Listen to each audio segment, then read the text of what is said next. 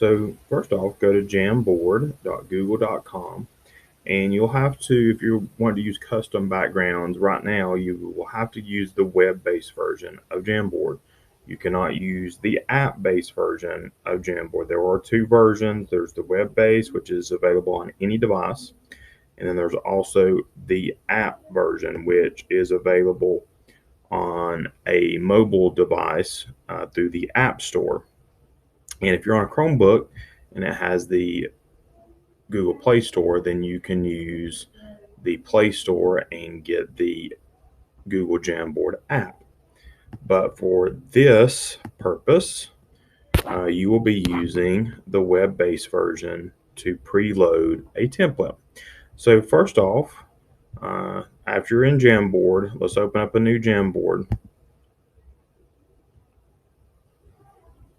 Let's give it a name.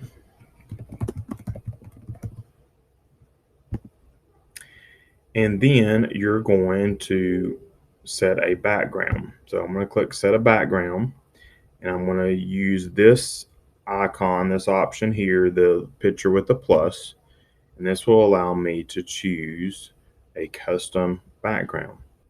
So I'm going to browse for my background template. So I already pre-created a graphic organizer called Four Corners. So I'm going to find that and select it, and then that will add it to my background of my jam. Now, if you wanted to do different backgrounds on different frames or pages, all you have to do is create a new page, set a background, and then you can have a different background per page. So while this is beneficial, you can go ahead and pre-create this and then share this to Google Classroom or Canvas, and allow it to automatically make a copy for students.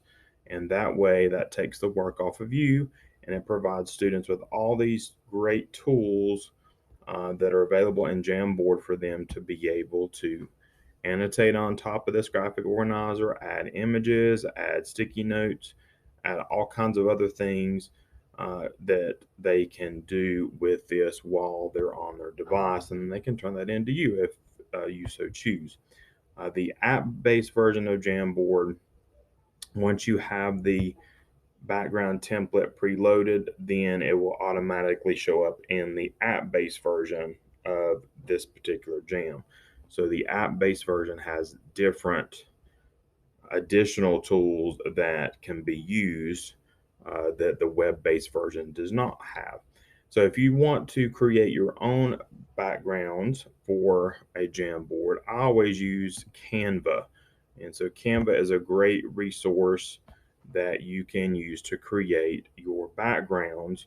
And this would be in a different tutorial video. You can also use Google Slides and download a slide as an image. So that's how that you can apply a custom background to Jamboard and then be able to share that out with your students.